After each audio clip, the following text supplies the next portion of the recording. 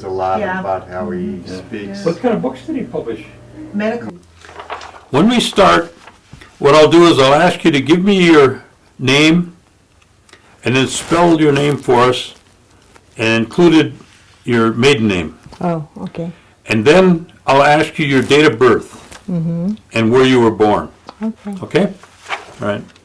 Okay, anytime. All right. Ida, is that right? Is that the Yes. name? Ida, you want to give us your full name and spell it for us, please? Okay, my name is Ida Celissa Moore. Okay. Start from the beginning and spell each name for us. Idacelissa Powlsmoore. Could you give me the spelling one more time on your maiden name? Powlas. Oh, I'm sorry, then the other last name? Moore, Moore.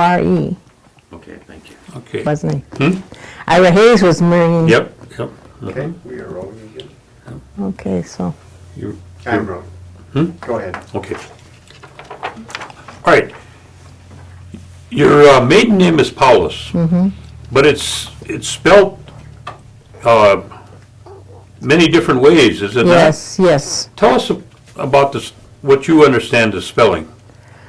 Well, I'm going to, what I know, my grandfather changed the spelling from Less because when he was here in Oneida, there were two Peter Pauluses, and he was always getting the other's mail, so he changed the spelling. Now, I don't know if that's true or not, but anyway, that was many, many years ago. Okay. And I know at the history conference recently, I learned that my grandfather was tribal chairman in 1907. And when Carol Cornelius put that on the board, it said Powlas. So Wow. there you go. Yeah. Okay. Now, give us your date of birth. I was born October 24th, 1930. And where were you born? I was born on what is now called King Lane. It's off Seminary Road, about 3 miles down from the 54. I don't know if it's that far down, about 3 miles down, I think. And down at the bottom of the hill, Lomas King was my grandfather. Lomas King, who was a carpenter, he built his own house down there at the bottom of the hill. Not the bottom, though it didn't go all the way down to Duck Creek, but sort of halfway down there. And now it's called King Lane after him. And Was there somebody else living on that road? oh, they were way down at the bottom, McCarroll's and other people. I don't remember because I didn't see. Alice Schuyler? I think so. And Teeny? I think so. I know Teeny's Hanson town? Denny was at the top of the hill. And Hanson Mary Denny. Lawley? See, I don't remember because Don't I was remember too young to. When I was there, I don't remember Okay. many of the old folks. Okay. And you were, that's where you were born? Yes, Okay. in my grandfather's house. Okay. And give us the names of your parents and your mother's maiden name. My mother was Delia King, but she was adopted by the Kings. Her birth name was Hill, I believe. But when her mother died, her mother's best friend took my mother and adopted her. Lomas and Celissa King took my mother in as their baby when she was 8 months old. And That was your mother's name. yes, And your father's name? was Peter Wigman Paulus, Okay. after his father, but the middle name, I don't know where that came from. Now, do you remember the names of your grandparents? My grandparents? Yes, Peter J. Paulus and Ida Frances, you mean her maiden name? Clayton. She was white. Well, she was white. She was white. Okay. She was Welsh. Okay. Okay, now that's on your father's side. Yes. All right, now on your mother's side, What was her parents? I don't really know because she was adopted by the Kings, and so I don't know. Her mother was dead. I don't know anything Okay. about that side of Okay. the family. I see. The Hills. Were you able to spend any time with your grandparents? Oh yes, both of them. Mainly my Grandpa Paulus and Grandma Paulus. What kind of work did your Grandpa Paulus do?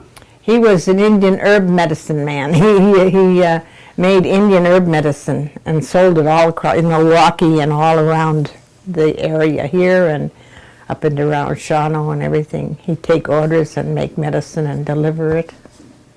Yeah, that's what he did for a living. Did he ever tell you how he got into that business? No, no, Did you ever watch him do his work?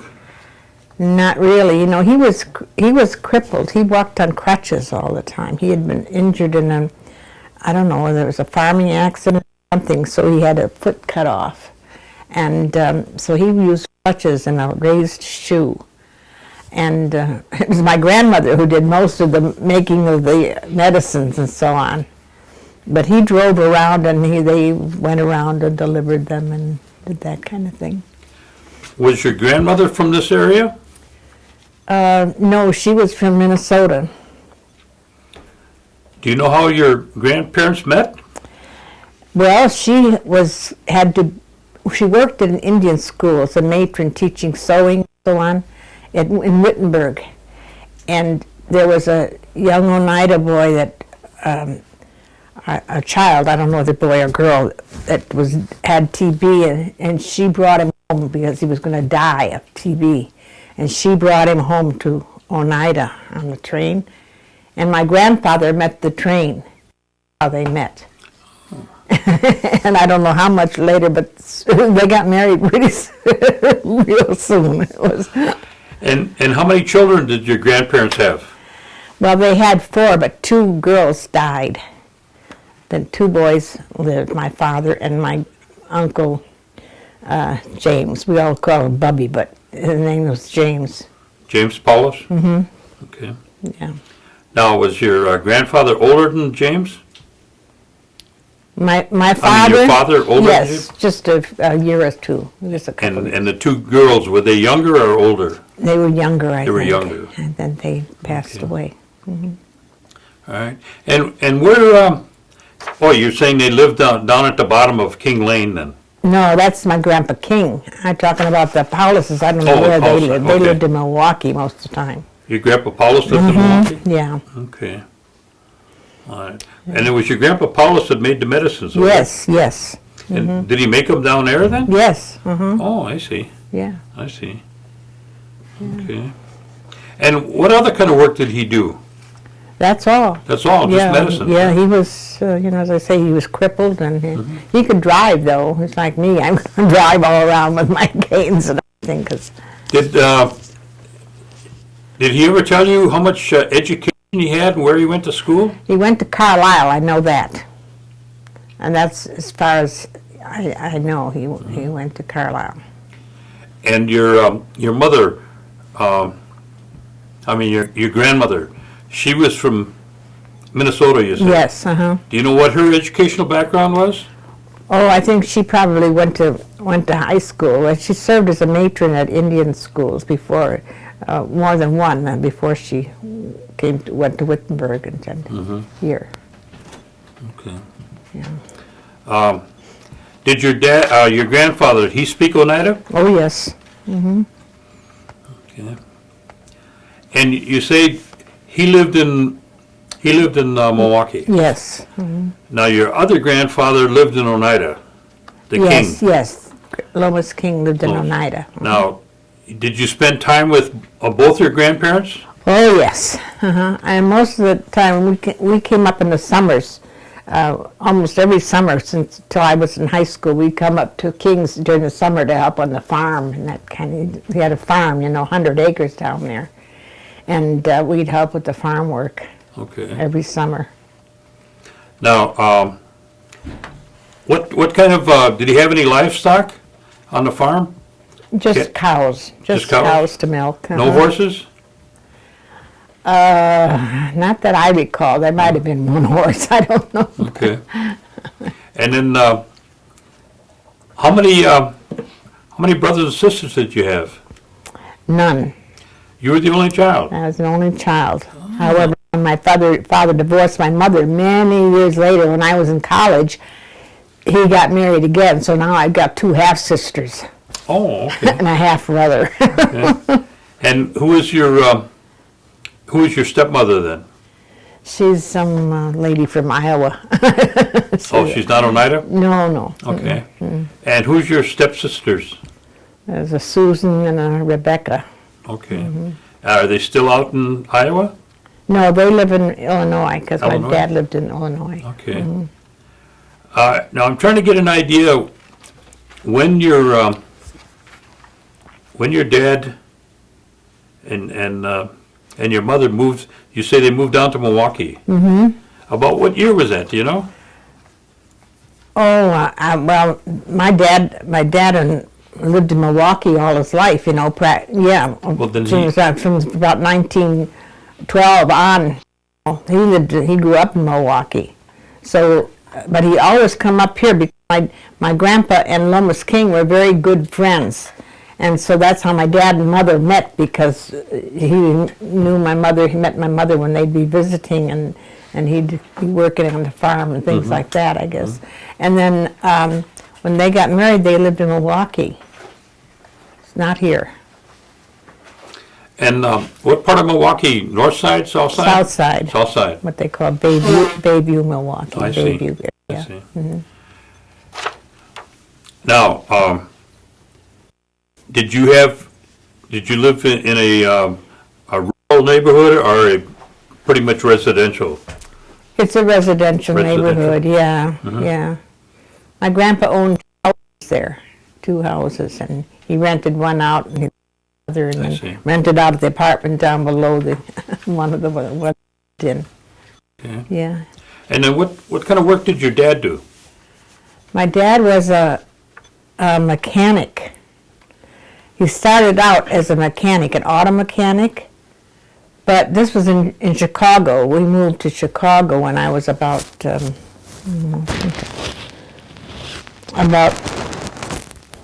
second grade or something like that. We moved to Chicago from Milwaukee, and he was an auto mechanic, and for several years, and he was very good at it. And then one day, one of his customers said to him, "Pete, you know, you're such a good mechanic. I think I've got a better job for you." And he got him involved in Ingersoll Rand. Have you heard of them? They make air compressors, and they're big and powerhouses and everything else. And so they sent my dad to New York to train to repair their machines. And that's what he became afterwards. He gave up the auto mechanics and became a serviceman for Ingersoll Rand. And he did that for, must have been 50 years. What kind of educational background did your dad have? Just as high school education. High school? Mm-hmm. And that was in Milwaukee? Yeah. Yeah. Mm-hmm. Now, did he speak Oneida? Just a little bit. I don't think he really spoke Oneida. Okay. No. He might have a little bit.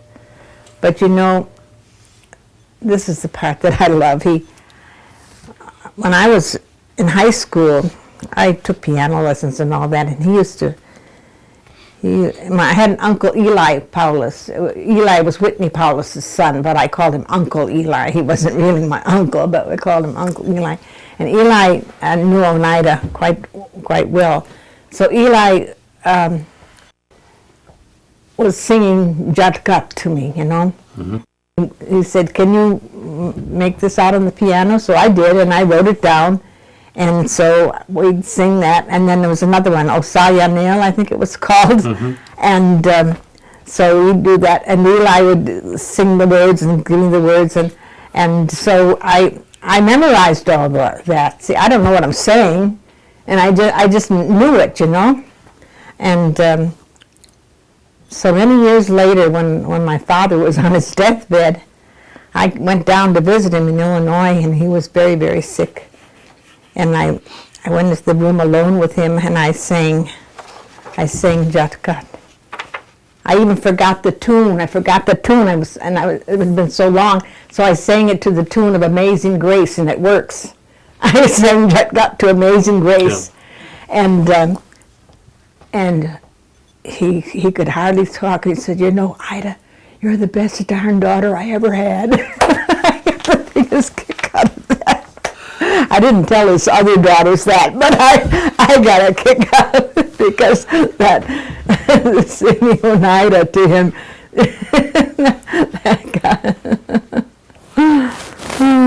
What kind of background did your mother have?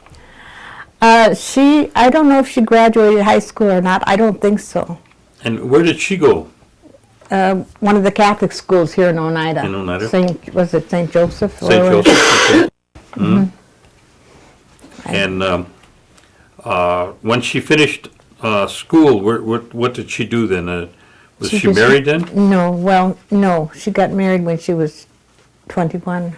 Oh, okay. She was a little older than my father, too. He was 19. I see. But she was living on the farm then? Huh? Yes. Okay. Mm-hmm. Okay. And then they moved down To Milwaukee. to Milwaukee. And then to Chicago. And did she work out of the home? No. No. No. Did she speak Oneida? Yes. Now, how many brothers and sisters did you have? As I say, I only had those Oh. two. Yeah, you were the only one, Yeah. right? Yeah. Now, did they talk the language to you, teach you the language? No. No, No. oh. They don't know. They don't know anything Oneida. Those half brothers and sisters, they don't know anything. No, but I mean, did your mother? You said she spoke Oneida, but she didn't teach you the language, right? No. Okay. All right, and then you grew up in Chicago and Milwaukee, then. Yeah, mainly Chicago, around Chicago. But you'd come up to the reservation in the summers. Did you spend most of your summers up here then? Yeah, till I was in high school, I think. I see. We did. What kind of activities would you do when you come up to the reservation, as opposed to? Is it much different than in Chicago or Milwaukee? Yeah, we didn't go to any movies or anything like that. I'm a big movie goer. I was in Chicago. I'd go to the movies every weekend, but no, nothing like that. Did it'd be your grandparents when you came up? Did they have running water and electricity? No. Was that somewhat different for you then? Oh yes. Oh yes. What church was your grandparents affiliated with? They were Catholic. They were Catholic. Yeah, I was baptized Catholic, but I'm not Catholic. I'm Methodist. I see. My grandparents were in Milwaukee. They were Protestants, and my grandmother was from a Methodist, very, very Methodist background, because one of her grandparents was one of those Methodist circuit riders that used to go around and preach at different churches. He was a minister like that. So I have a very deep background in Methodism. So in Chicago, I went to the Methodist church, in Illinois rather. I was in a suburb of Chicago, out in the southern suburb. So I was a big Methodist. Now, where did you start school? In Chicago or Milwaukee? I started kindergarten in Milwaukee, but in Chicago I went to, in Chicago I went to third grade, and then we moved to the suburbs, and from the suburbs I went through everything else in the high school in Harvey, Illinois. Had to go by bus to another town to go to high school.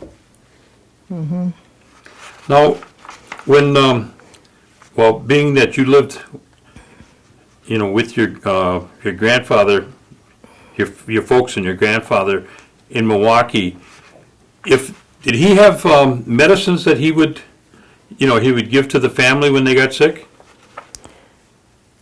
I don't remember taking anything except what he called champion healing salve.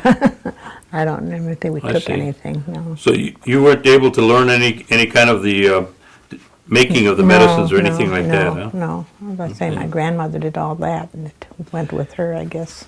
Did your parents or your grandparents ever talk to you, or did you ever hear any stories of them talking about the New York claim? Vaguely remember anything about that, yeah, just Okay. vaguely. Were any of them involved in any of the tribal governmental activities out here? No. No, but my father was very active in what they call the Indian Council Fire in Chicago. He was the president of that organization for several years. Do you know what that was?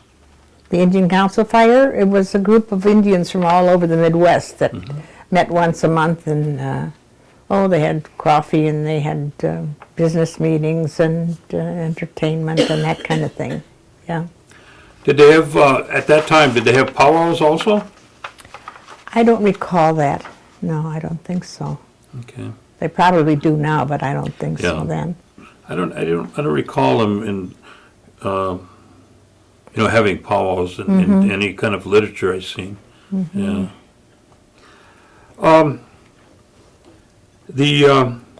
Okay, you started high school there in Illinois. in Chicago. Then. Uh-huh. And what school was that? In the suburb of Chicago. I went to Thornton Township High School in Harvey, Illinois. That's where I went to high school. And what year did you finish that? Do you remember? 1948. Now, what did you do after you finished high school? I went to college, And where'd you go? Beloit, Wisconsin. I wanted to go, my dad was looking into these places that offered scholarships to Indians, like Dartmouth and so on, but they're so far away, he didn't like that either. And so he said, I know a place, he says, there's a nice Indian family in this town. And so he said, Beloit College. And so that was not a big trip to get from Chicago to Beloit. And Clinton Hill lived there with his family. And they were Seventh-day Adventists, and they ran a little store that was open on Sunday, so they did good business, because in those days nothing was open on Sunday. So I went to Beloit College, but not my first 2 years. I stayed at Thornton because they had a junior college right there in Harvey. And then, so my junior and senior year were at Beloit. see. I transferred to Beloit. And what did you study and what did you prepare for in college? Well, I had a drama major and an English minor, and education too, education. So I got a license to teach, you see, and I did that. And what did you teach? I taught English and drama at Janesville High School in Wisconsin, Janesville. Now, you say your dad went to work out in New York? No, he worked all over the Midwest, wherever they called him. Oh, he was trained out He there. was trained there, and then all over the Midwest I he see. serviced Ingersoll Rand machines, yeah. Then did you stay in Janesville then? No, I didn't. See, when I was in Beloit, I was majored in theater, so I was very active in acting and drama. And for 5 years, I was in their theater group, and they had a theater in the round every summer. They had a summer theater, and then I was in their year-round, all the things they did all year long. Okay, so I was interested in theater. So when I was in Janesville, one of my friends from Beloit, who lived in New York, said, "Why don't you come to New York and try, to break into Broadway?" That was the big thing to do, see? So I left my teaching job and I moved to New York. And but what year was that? 55, I think, 55, yeah. And my mother was living in Blue Island, Illinois, with a woman who was the widow of Dr. Carlos Montezuma. You know him? Sure. And she had married Bill Moore, a Pima, after him. So she said, if you're ever in New York and you want to meet, if you ever get lonesome or homesick, look up by my nephew, Russell Moore. So she gave me his phone number and everything. I didn't want to do that, so I just I stuck it out in New York, and I was getting very lonesome, especially for Indians. I didn't know one, and I'm sitting there, and my girlfriend and I had this, she had a boyfriend, so she was gone half the time, and I'm all alone in this little, what they call a railroad flat, one room right after the other, and the bathtub was in the kitchen, mind you. Anything like it. Anyway, I was so lonesome, and it was around Christmas time. So I said, I'm going to call this guy up, see? So I did, and we arranged to meet, and I met him, and geez, a couple of weeks later we got married. You were lonesome, huh? Lonesome for Indians. One big Indian, boy, I tell you. What kind of work were you doing before you got married? And I was just a switchboard operator in New York. And you didn't get a chance? Were you going for auditions or anything? No, it was just it was too hard to get into. You didn't get into anything, huh? You didn't meet any major actors in the back streets there, huh? No. But some of those I've worked with in the past, though, have made it big. I've seen them on television. And who would that be? Well, Wesley Lau, he used to be on Perry Mason. He was one inspector on Perry Mason. And then a guy called, his name was, when I went to school with him and I graduated with him, his name was Jim McGuire, but now he had to change it because Actors Equity had a Jim McGuire. So he changed it to Michael McGuire. And so he's been on a lot of TV shows too, I see him. But he's getting old now, I don't see him as much anymore. So your drama experience was short-lived, and yeah, well, I had 5 years of it, and I enjoyed it. Sure. Okay, you met this Pima Indian, Yeah, and what was he doing? he's a jazz musician. He was a jazz musician. Is that right? Yeah, What's his first name? Russell Big Chief Moore. It was known as I got Russell his Big record. I got his Yeah, record. that's my husband. Oh, that's. Yeah, Oh, wow. Yeah, I know who he yeah. He is. played with Louis Armstrong. Sure, Yeah, and a lot of greats. Oh, he's fantastic. Yeah, yep. Oh, That's yeah. who I married. So I had my girlfriend from Chicago. She came to visit me in New York one time. She says, "You had more excitement in 1 year of your married life than I had in all of mine." She said, "Because we did so much, traveling and."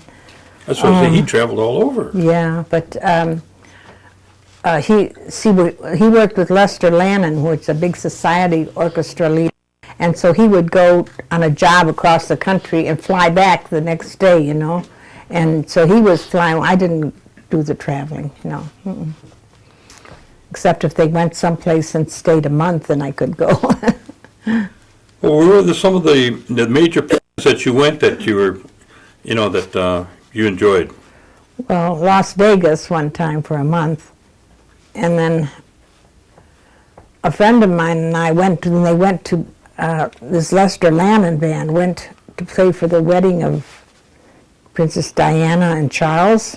Was that right? So we paid our way to go to England at that time. We went to London. So we didn't see anything of it, but we just enjoyed the sights and all the fanfare and all the celebration of it, So we went there just like 4 days and home again, Oh, gee. But lots of excitement. Okay, you called him up, and a couple of weeks later you got married. Is that what it is? Mm-hmm. All right. What year did you get married? 56. 56. Mm-hmm. And then he was already in the musical world. Oh, yeah. Mm-hmm. And what did you stay in New York then? Oh, yes. Mm-hmm. And you resided right in town there. Well, then we moved to town. We moved to a suburb later. I see. Mm-hmm. Was he involved in any kind of tribal activities, back home or out there in New York? Not really. We used to go up to Oneida, New York for their powwows. Okay. Yeah, we went up there a couple times, but just a couple little houses and not much there, you know. No, there wasn't that much there. No, not then. No, we used to go up. Oh, well, that was later than the 50s. That was in the 70s, I guess. You remember the people that you were in contact with? Up there, Yeah. Maisie Shenandoah Okay. and her sister, I forgot her name, Dolores or Yeah. Dorothy, I forgot her sister's name. But Maisie is Joanne Shenandoah's His mother, mother. right. Yeah. But I remember Maisie very well. She was very nice. Then there was a Jake Thomas. I don't know if he was there at that Sounds time. familiar. I don't know. Thompson. I don't know. Okay, he was their chairman or Oh, yeah. you know around that time. Yeah, I don't remember. What about traveling out to the Gila River Reservation? Did you go out there very much? Gila River, we went a couple times. He did more than I did, because, yeah. Is it a pretty rural area or Oh, yeah. The how first big time is I it? went out there, I can remember his nephew met us, and I was, I was riding on the back of a pickup truck. I remember that. Riding all over. Oh, dear, yeah. That's really spread out over there. They live a pretty tough life out that way. Yeah, yeah. Has it changed, Hot. from when you can remember up to present day quite a bit? Yeah, I think so, because I was out there in about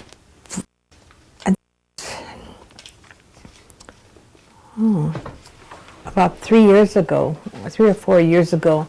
They had a Russell Moore Music Fest out there, and they sent for me, and Jackie went with me. My Aunt Jackie Wassick went with me, and we flew out there for that. They had all kinds of Indian musicians at this fest. It was wonderful.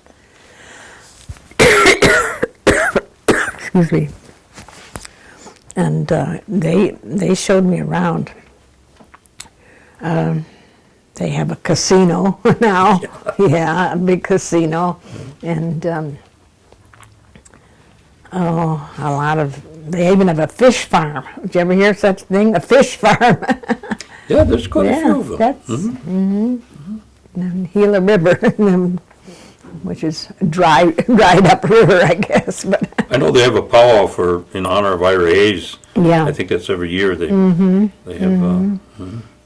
yeah. I like their tacos. They make I'm not tacos, tamales. Oh, yeah. They sell them alongside the road, and well, I just can't get enough of those when I go out there. Oh, you were in New York then, and once you got married, and your husband was still playing, Oh, yeah. and did you take up any more work, or did you stay at home? No, I didn't work until we moved to the suburbs many years later in I forget when I started again.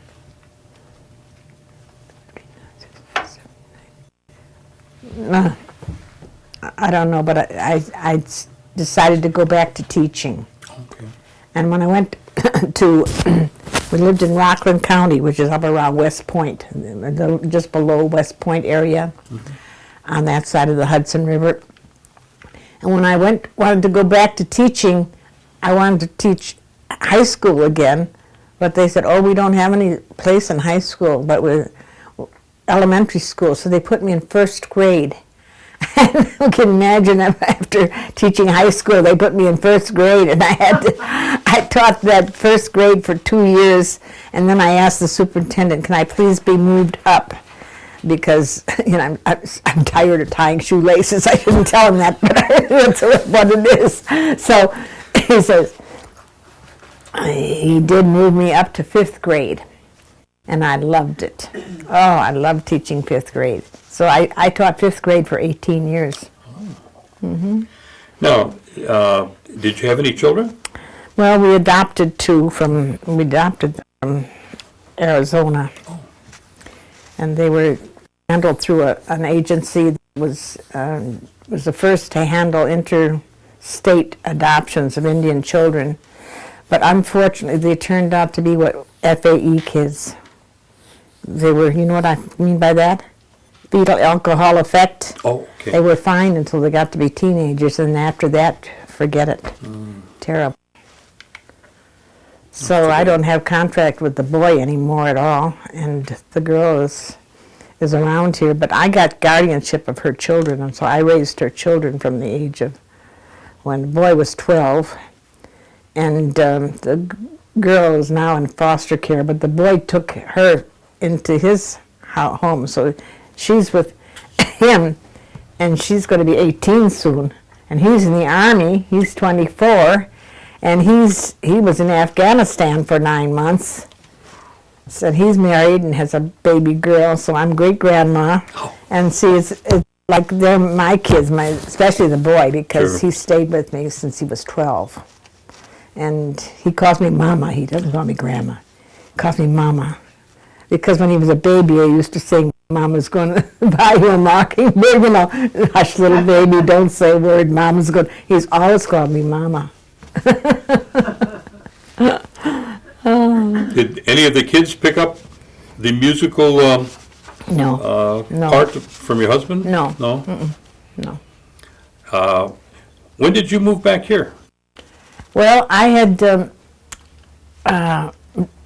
fallen and broken my hip, so I took a whole year off from teaching when that happened. And so I think it was about a year after that I decided it was time to give it up, because I felt like I was going in there on crutches and everything to work, and so I retired then in I was at 87. Yeah, 87. And is that when you moved back to Oneida? Yeah, because my mother was still alive here, and my dad was alive in Illinois, so I figured I'd move back to Wisconsin. And I had sent my adopted daughter out here earlier, thinking that maybe she could, being close to her grandma, she would shape up, but she didn't really.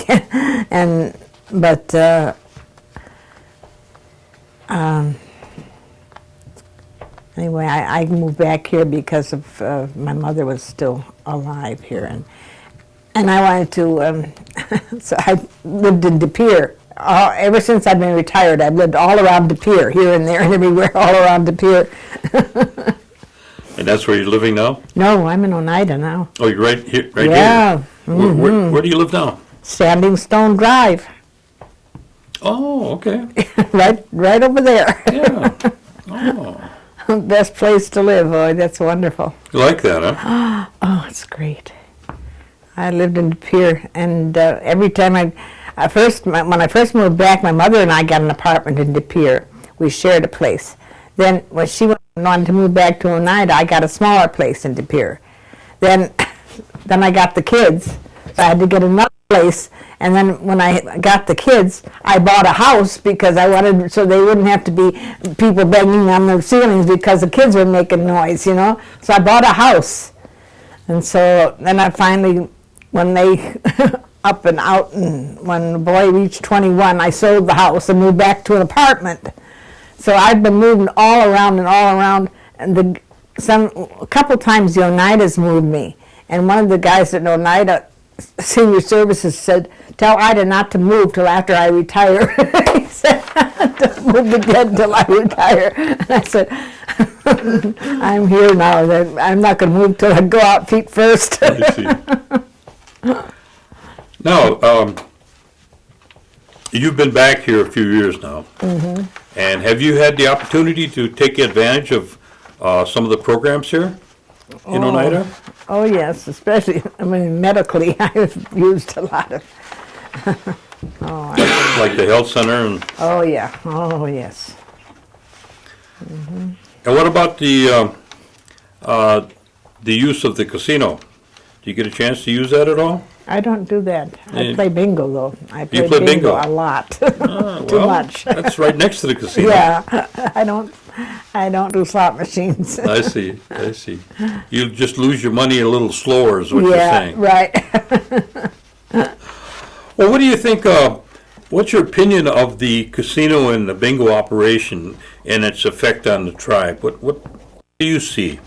Well, I think it's wonderful because it provides employment, and people can make a good living at it. And I don't know, I think it's great. I have a friend in New York who wrote me. She was the one who started the Indian Center in New York, Indian Community House in New York, and she thinks she wrote something about the casinos being the bane of Indians. You know, it's like it's no good. And I thought, hey, you know, you should see our health center, and you should see this and that, which, you know, I think the casinos have provided. I think casinos have given us a lot of benefits. So. And have you been involved in any other elderly programs? I don't think so. No. Do you have any other hobbies or things that you work on since you retired? Not really. No. I read a lot. That's just, I read and. You get the watch TV. cable channel too? Yeah, but I don't get the Hem box office and that kind No? of stuff. No, just the cable channel. They got a lot of basic. movies on there. I know, but basic cable is good enough for me.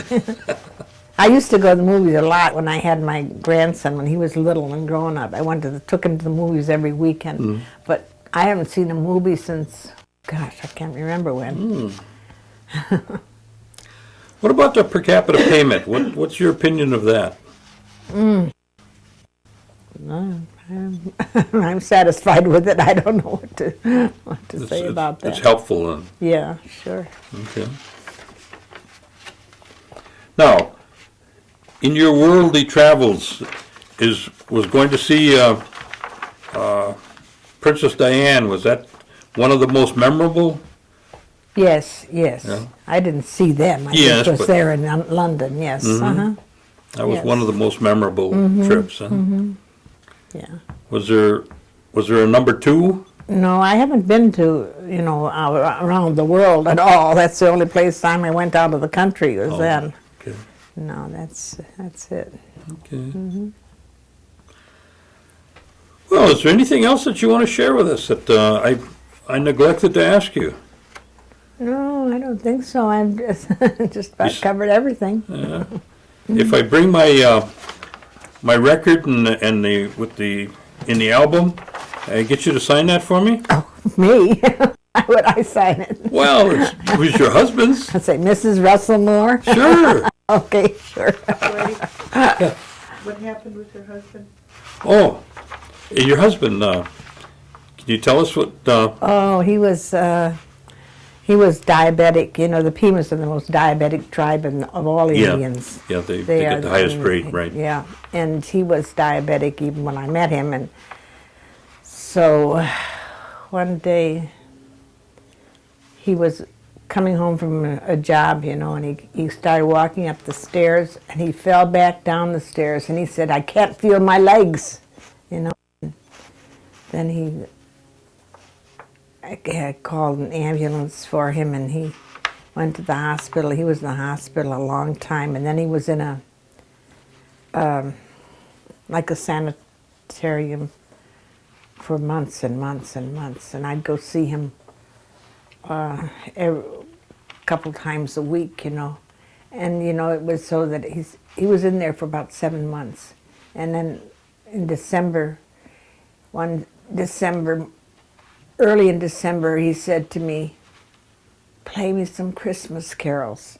And so they wheeled him down, and I played some Christmas carols on the piano in the area for him. And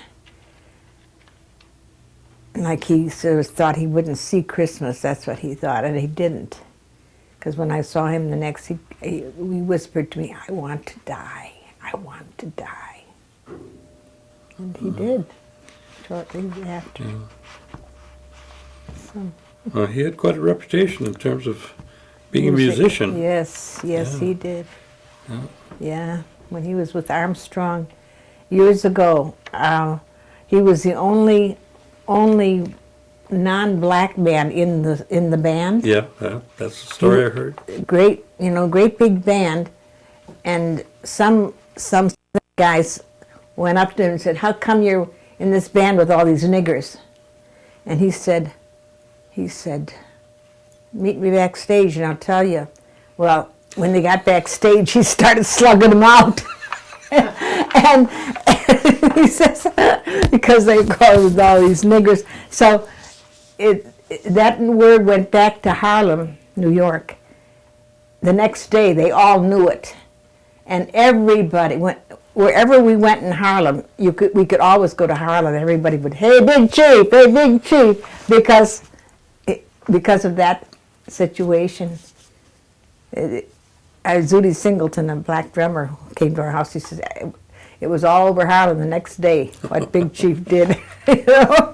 And so we could always go to, there was a club, Baby Grand in Harlem. Nipsey Russell, you remember Nipsey Russell? Sure. He used to run that place, and every time we'd come in there, he'd pick out Russell and say, "Big Chief's here, hey, Big Chief,"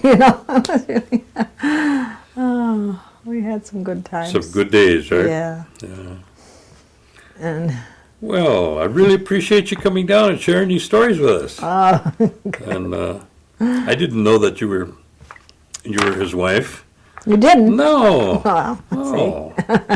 All right. Really appreciate meeting you and learning all of this.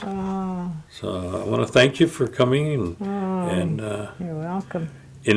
like I said, after the holidays, what we'll do is we'll get you a copy of your interview, and the tribe will keep one, and we'll have to get a picture of you and holding the album, you and your husband. Oh, that would be neat. Okay, well, I thank you very much. They'll unhook you. I enjoyed listening to you. Oh. Yeah, you're